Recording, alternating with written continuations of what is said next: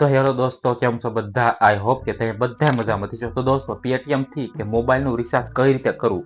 તો દોસ્તો, તમારે પણ કે મોબાઈલનું રિચાર્જ છે ને પેટીએમ થી કરવું છે, ઠીક છે. પરંતુ તમને એ જ નથી ખબર પડતી કે આખી પેટીએમ થી કઈ રીતની, એટલે કે કઈ રીતની પ્રોસેસ હોય જેથી કે રિચાર્જ થાય છે, ઠીક છે. તો દોસ્તો, આવડો છે ને કે સ્કીપ કર્યા વગર કે પહેલેથી લઈને કે છેલ્લે સુધી કે પૂરો જોયો તો આવડોમાં આપણે એ જ શીખવાના છે કે સ્ટેપ બાય સ્ટેપ હું તમને શીખવાડીશ કે તમારે પણ કે પેટીએમ થી કે મોબાઈલનું રિચાર્જ કરવું હોય તો તમે કરી શકો છો, ઠીક છે. પરંતુ ક્યાંથી કરવાનું છે, કેવી રીતે કરવાનું છે, કઈ રીતે, એટલે કે શું એનું કે પ્રોસેસ છે, એ બધું જાણવા માટે તમારે આવડે નહીં કે છેલ્લે સુધી જોવો પડશે, ઠીક છે. તો હું તમને છે ને કે મોબાઈલ સ્ક્રીનમાં તમને લાઈવ બધું દેખાડું છું કે તમારે પણ કે પેટીએમ થી છે ને કે માની લો કે તમારે 1 મંથનું રિચાર્જ કરવું છે, અથવા તો 2 મંથનું રિચાર્જ કરવું છે, અથવા તો 3 મંથનું રિચાર્જ કરવું છે, અથવા તો કોઈ પણ મંથનું તમારે રિચાર્જ કરવું છે તો તમે કરી શકો છો, ઠીક છે. તો આપણે લાઈવ છે ને બધું આગળ જોવાનું છે, ઠીક છે. હું તમને છે ને કે બધું આસાન તરીકેથી બધી પ્રોસેસ શીખવાડું છું, ઠીક છે. તો વિડીયોને છેલ્લે સુધી જોવો અને વિડીયો પસંદ આવે તો વિડીયોને જરૂરથી લાઈક કરી નાખજો. ચેનલ પર નવા હોય તો ચેનલ જરૂરથી સબસ્ક્રાઇબ કરી નાખજો, કારણ કે આવા હેલ્પફુલ તમને ગુજરાતીમાં આ સેવા જરૂરથી મળતા રહેશે, ઠીક છે. તો ચાલો, હું તમને છે ને કે મોબાઈલની સ્ક્રીનમાં લઈ જઈશ, ત્યાં જઈને ત્યાં તમને બધું શીખવાડું છું, ઠીક છે. તો ચાલો વિડીયોને શરૂ કરીએ.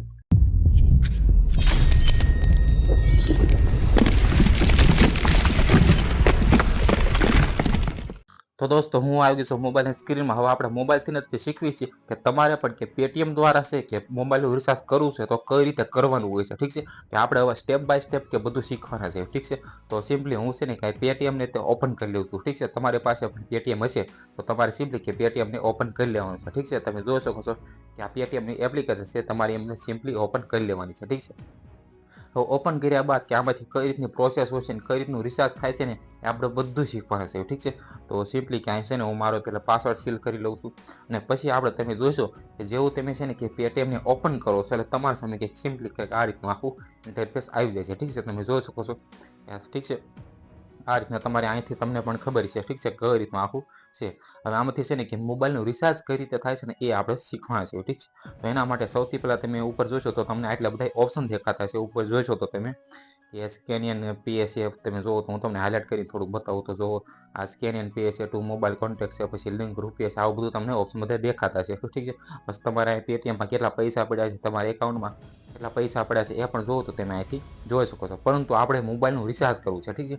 તો એના માટે તમે નીચે સ્ક્રોલ કરીને અહીં જોશો તો તમને એક મોબાઈલ રિચાર્જ કરીને એવો ઓપ્શન દેખાય, તમે જોઈ શકો છો કે મોબાઈલ રિચાર્જ કરીને, ઠીક છે. તો તમારે સિમ્પલી એની ઉપર ક્લિક કરવાનું છે.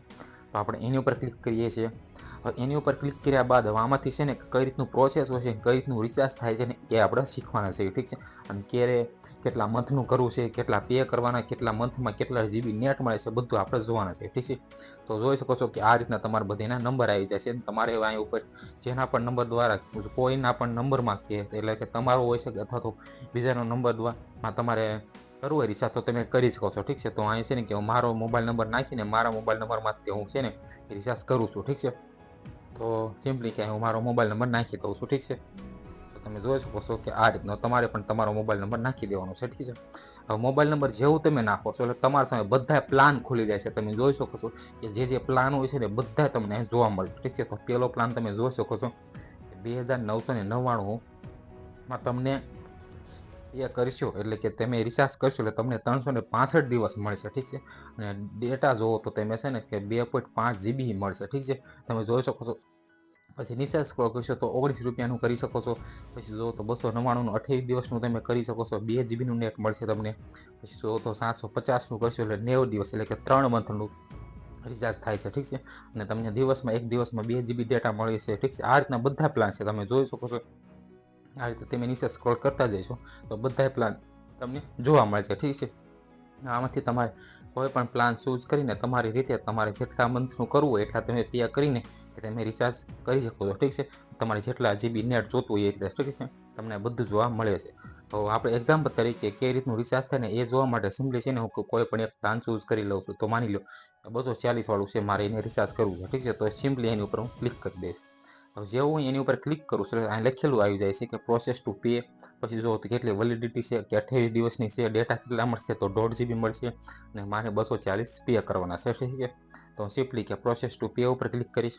જેવું હું પ્રોસેસ ટુ પે ઉપર ક્લિક કરું છું આ રીતનું આખું આવી જાય છે. તમે જોઈ શકો છો કે select N option to pay, પછી પે 241 કરીશ એટલે સીધું છે ને કે યુપીઆઈ નો પિન આવશે ને યુપીઆઈ નો પિન હું નાખી એટલે સીધું છે ને કે મારા મોબાઈલ નંબરમાં રિચાર્જ સક્સેસફુલ થઈ જશે. ઠીક છે, તો દોસ્તો આ જ હતી કંઈક આસાન રીત કે તમારે સિમ્પલી છે ને કે મોબાઈલ રિચાર્જ કરવું હોય પેટીએમ દ્વારા, તો તમે આ રીતે છે ને કે પ્લાન જોઈને કે બધા પ્લાન જોઈને તમે છે ને કે રિચાર્જ કરી શકો છો. ઠીક છે, આપણે સ્ટેપ બાય સ્ટેપ તો બધી પ્રોસેસ શીખ્યા અને આમાં કાંઈ અઘરું હતું નહીં, આ ખાલી આસાન હતું. ખાલી તમે જોઈ શકતા હશો કે સીધો તમને અહીંયા ઓપ્શન દેખાડીશ કે મોબાઈલ રિચાર્જ કરીને તમારે સિમ્પલી એની ઉપર ક્લિક કરીને પ્રોસેસ આગળની થતી જાય એનું કરતું જવાનું, તમારે એને રિચાર્જ તમે કરી શકો છો.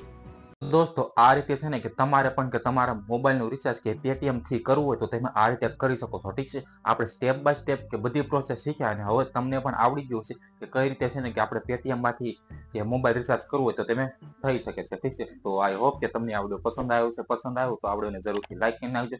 ચેનલ પર નવા હોય તો ચેનલ જરૂરથી સબસ્ક્રાઇબ કરી નાખજો, કારણ કે આ નવા હેલ્પ રહ્યો તમને ગુજરાતીમાં આ ચેનલ પર જરૂરથી મળતા રહેશે. ઠીક છે, તો આ ચેનલને જરૂરથી સબસ્ક્રાઇબ કરી નાખજો. Okay, by.